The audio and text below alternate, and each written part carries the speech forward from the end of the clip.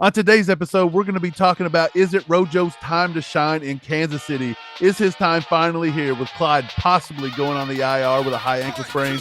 We're going to talk about that and much more today. Stick around. We're going to go ahead and call it right now, Chiefs Kingdom. Rojo's going to go ahead and get his first work in the regular season as a Kansas City Chief as a result of that CEH high ankle sprain. We are all chiefed up. We do Kansas City Chiefs news, analysis, and more. If you're new here, make sure to smash that subscribe button right now, especially if you just like talking about Chiefs football. Hit that like button. Helps us out big time.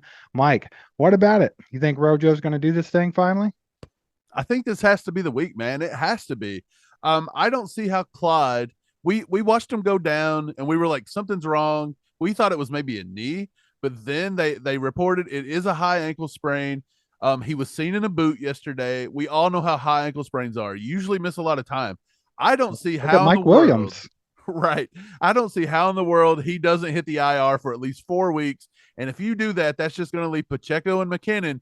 You have to bring Rojo up. There's a reason we didn't let him go at the trade deadline. There's a reason we brought him on the 53-man roster when the season started.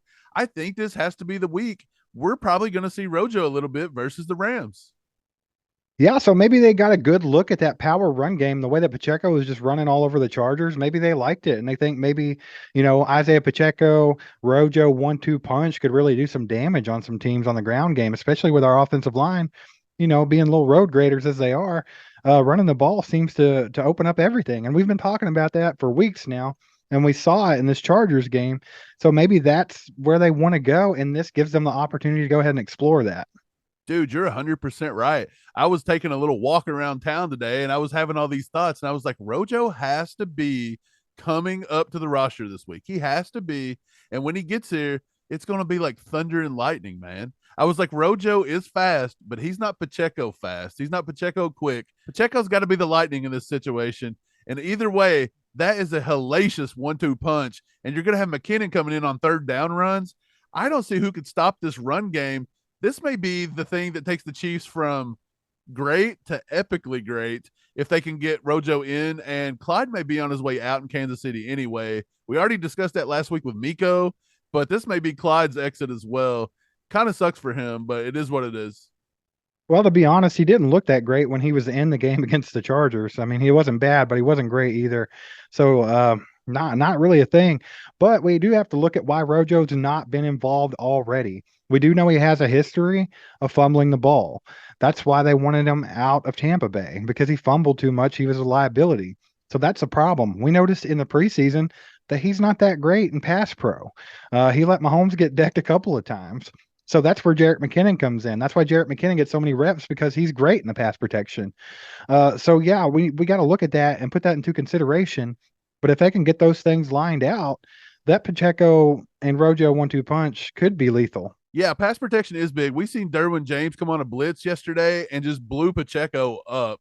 It was insane. Like Pacheco got in his way, but it was only for a split second. He just threw him around like a rag doll. Not like Derwin James is the biggest guy in the world, but that just shows like Pacheco's not that sturdy, up against bigger guys. Like it's just not going to happen. But McKinnon will do that. Rojo's got to get a little better with that. I'm sure he's probably been working this whole time. I just hope that Chiefs Kingdom's been begging for Rojo. Rojo. They've been begging for it since, week one, probably. They've been wanting to see him. I do think they'll get to see him this week. And I just hope that he's stayed focused and put his head down and worked while he's been on this practice squad, because he's been a starter. He's been a contributor every year he's been in this league. And this has been new for Rojo to just sit on a practice squad after signing an offseason contract with a contender. He thought he was going to come in here and get the workload, and if not, be the number two. And, it kind of hurts. It hits at your ego a little bit. I just hope he's been a professional and he's been working.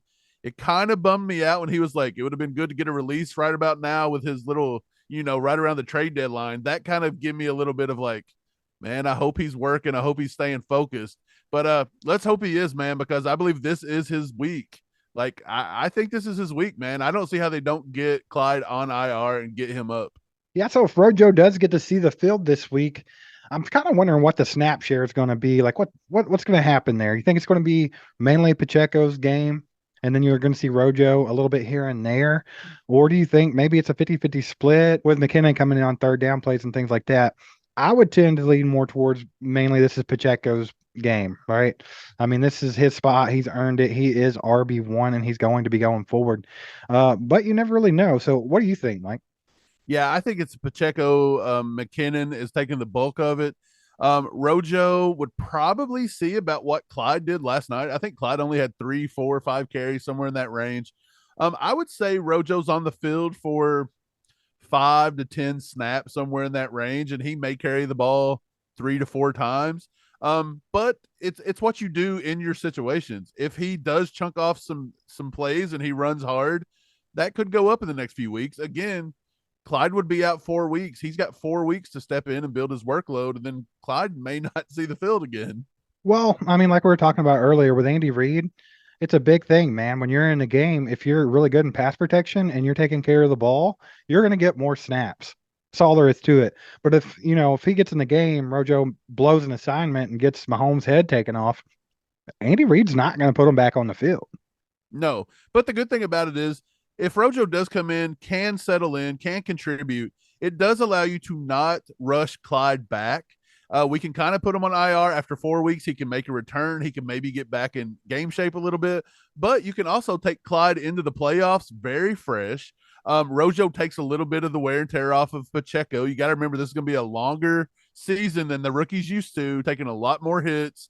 So again, Rojo does nothing but add to us going into our deep postseason run. If you can put another weapon on the field that can contribute, the more the merrier back there, and it keeps everybody more fresh when it comes playoff time. Right. So, with that being said, you guys definitely should not get your hopes up like Rojo's going to come in and be a feature back. Not happening. Like Mike said, I think he might get like 4 or 5 carries if he's Yeah. lucky. So that's what I would be expecting. But moving on, Kadarius Toney went out with a hamstring injury. There's obviously a history there of hamstring injuries with Kadarius Toney. A lot of people thought he was faking those in New York because he wasn't happy with the situation he was in. Obviously, last night he was not involved in the offense very much at all, and then all of a sudden he had a hamstring issue.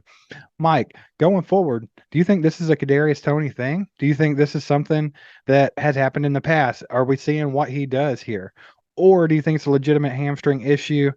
He seemed like he's been happy to be in Kansas City, and he's loving it and having a great time and loving the offense. But you did notice, when he was a non-factor and they refused to put him into the offense yesterday, he took himself out. Yeah, but I do believe I believe it was a legitimate injury. I do. I think he hurt it when Mahomes threw the ball to the right side out of bounds, and you seen him run and jump to get back in the play. I believe he thought he was going to save it from being an intentional grounding. That may have tweaked the hamstring. Hamstrings are fickle anyway. I think he may have been, there in New York. He may have been, acting a little bit to Milking it. milking it a little, but I do believe he's genuinely happy to be here. I don't believe he was pulling that yesterday. I do believe there is something legitimate with that hamstring. I do believe there was something legitimate in New York.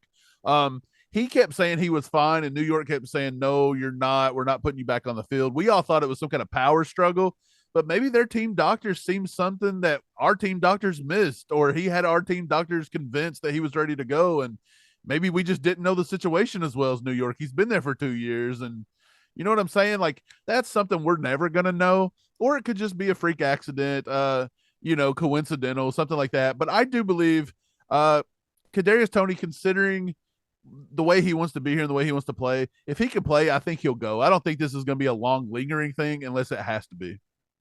Right, I'm with you. I think it's a legitimate thing. I don't think he took himself out because he wasn't getting the ball. I just don't think so. Now, if this was, a year from now and it had been a constant thing and then he did that, maybe I would think it. But I really don't think it right now. But it does make me worry a little bit. Is he really as injury prone as he has been since he came into the league? Could this be, a sign of what's to come with little petty injuries, removing him from the game, making him a non-factor? Is that why New York was willing to give him up for next to nothing? I mean, I don't understand because we do know that this guy is a freak athlete. When he's on the field, he's dangerous at all times. Just get him the ball. But he's done what he's done since he's been in the league, and we've seen it. So Do you think it's going to be a recurring thing? Do you think he really has injury problems and just can't stay on the field, or do you really think this is just a one-off little thing and we won't have to worry about it later on? Sometimes injuries and stuff is from preparation.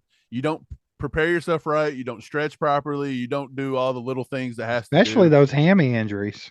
Right. And so that's where people in New York was like, he's too focused on his music. He's too focused here. He won't focus on football. I don't know. It could just still be, like I said, a freak accident. Injuries do happen. This is a tough game. I'm going to hope that this isn't a lingering thing, although in 2 years, he's proved that it could be a lingering thing. I don't want to write him off just yet. I do think the kid's talented. I think he's an elite athlete when he can get on the field and stay healthy. So I want to give him the benefit of the doubt. I feel like he wants to be here. I feel like he works hard. um, I'm not ready to write him off just yet. If next year at this time he's only played 2 more games, then yeah, we probably move on as well and don't pick up that 5th year option. So Juan Thornhill also went down in the game yesterday. He had a calf injury, had to be taken out. We saw a lot more Brian Cook than we had, and Deion Bush. Brian Cook's got a long way to go, man. We talked about this in yesterday's video. He got burnt a little bit, and he was missing some assignments. Uh, Hopefully this ain't going to be like a long injury for Thornhill, but I definitely don't think he's going to play this coming week. So it looks like to me that we could see Brian Cook get the start or Deion Bush get the start. What do you think about that? And do you think that Brian Cook's ready to get in there and actually get into this defensive scheme and make things happen and do what everyone thought he could do coming out of the draft? Or do you think we're going to see more Deion Bush on the field? I'm hoping this injury is not long term, as you said. I'm not familiar with calf injuries, never had one. Don't know much about them. You don't hear about them too often, but they did quickly downgrade him. Like it went from questionable to just out very quickly. Let's hope it don't go long term. But I'm with you. I don't think he plays against the Rams this week coming up. I think he'll take maybe a week, 2 weeks to rehab it. Yeah, I do think Brian Cook. He got the nod yesterday. He got burned a few times. He was out of position a few times. Brian Cook is an athlete. Let's not get that wrong. He's an athlete. He will hit you. He covered a lot in college. He's comfortable guarding man to man and playing, the bump coverages and this and that. I feel like he struggles more in the zones, and that's where we seen him get beat yesterday a little bit. Deion Bush doesn't look bad when he gets a shot. I don't know. I think Deion Bush plays more of the read role than he does behind Thornhill. I do think Cook will get the start over Bush. I could be wrong, but I do think they'll go that route. Is he ready to go? That's the big question, man. I don't know. So far, he's been one of the disappointing rookies I thought we've taken this year. If you could call anybody disappointing, I would put him on that list, the short list. Yeah, I don't know, man. I think he could have a decent day. It's all about how much he can get in the flow, get comfortable, and things flow to him, and he just don't feel so lost. I feel like if he can make the game slow down a little bit, easier said than done from rookies, though. Right, but so far Spags has had his young guys ready to play. Yeah, they've taken their lumps. They're going to learn. They're going to learn by getting beat. That's just all there is to it. We've seen that with Jalen Watson early in the season, and he adjusted and he got better fast. We've seen it with Josh Williams. We're still seeing it with Josh Williams, but he's learning. He had a big gap coming from his college, a D2 school, to the NFL, so he's still learning as well. Brian Cook, he was on a elite defense in college in Cincinnati with Sauce Gardner and everybody else, and I feel like he should be pretty prepared for this role in the NFL. Like I said, Spags has a good track record so far this year, having these young guys ready to go. So I'm not worried about Brian Cook and coming in and starting. And like you said, I think he could have a good day. It's just we're just gonna have to wait and see, I Yeah. guess. Well, we do know that Andy Reid was banging the table to draft him. Andy Reid loved him. They said if he could have went at the combine and done the drills and run all the measurables and different things, that we'd have all been talking about him being a day 2 pick. you know. So they felt like they got a good deal. Andy loves him. We'll see. I think they have a lot of trust in him. I definitely think he'll get the start probably. I'd say 60% to 40% him over Bush at that position. And like you said, he's either going to go out and he's gonna step up, or he's going to take a lot of lumps until he figures out how to step up. Either way, Spags isn't one to let these rookies cower down. He makes them get out there and play and earn it. Right. Well, Thornhill, he's always pretty solid. So we don't really have to worry about it when he's in the game. But do you think this is a good thing? Getting these young guys some playing time before our playoff run to where we have some depth at that position that we feel comfortable with, as opposed to maybe one Thornhill goes down in a playoff game and then all of a sudden we got to pop in Brian Cook, who's not been on the field very much all year. Yeah, 100%. I think anytime you got to look at the silver lining of an injury, anytime somebody goes down, you seen it yesterday. That allowed Sky Moore to step in there. With all those receiver injuries, Sky Moore got to come out. Maybe he come out of his cocoon and he's going to Well, blossom into a beautiful butterfly, but what did maybe I Cook say? does it. He just needed reps, man. Sky Moore just Right. needed reps. Like I've been saying it, I said it before this game, and you saw it. When Sky Moore has a role on the field, he can flourish. He is an amazing athlete. He's a great receiver. He runs crisp routes. He's fast, sure hands. We talked about that as well. It was just getting the reps, and he actually got them yesterday, and he seized his opportunity and took advantage of it. So maybe we can see Brian Cook do something similar this week. Yeah, I hope. I'm not going to sit here and trash Thornhill. He said he was going to have a Pro Bowl season when it started. I have not seen a Pro Bowl season out of Thornhill. He's been solid. I'll give him that. Reed has actually not looked as good as I thought he was going to come in and look this year for us. Whether it's the first year coming in, learning a new defense, whatever it is, our safeties haven't looked as great as we thought they would. So maybe getting Brian Cook some experience back there. Maybe we find out in a few games that hey, Cook's the real deal. And you just go into that situation. The more pieces you have that can play at a higher level, competition breeds, you know, competition Right. breeds excellence. So it's that mentality. Well, at least you're going to know how he works. Like, is he going to be somebody that gets out there, gets some reps, and can instantly make an impact? Or is he going to be more of a Leo Chanel, where you know eventually he's going to be a good NFL player? He just develops a lot slower. So we're going to find out that about Brian Cook, and it's going to be a good thing. Like you said, you got to look at the silver lining of injuries.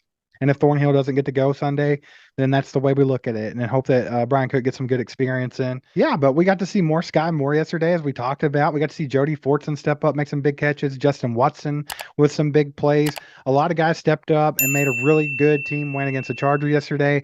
Our reactions are right here. We released them yesterday. If you didn't get to catch it, click on that video right now. Watch it. Let us know what you think. Get in the comments. We appreciate you. Subscribe, like, all that good stuff. And we will catch you next time, Chiefs Kingdom. Back tomorrow. Peace out. There goes a sight from my soul.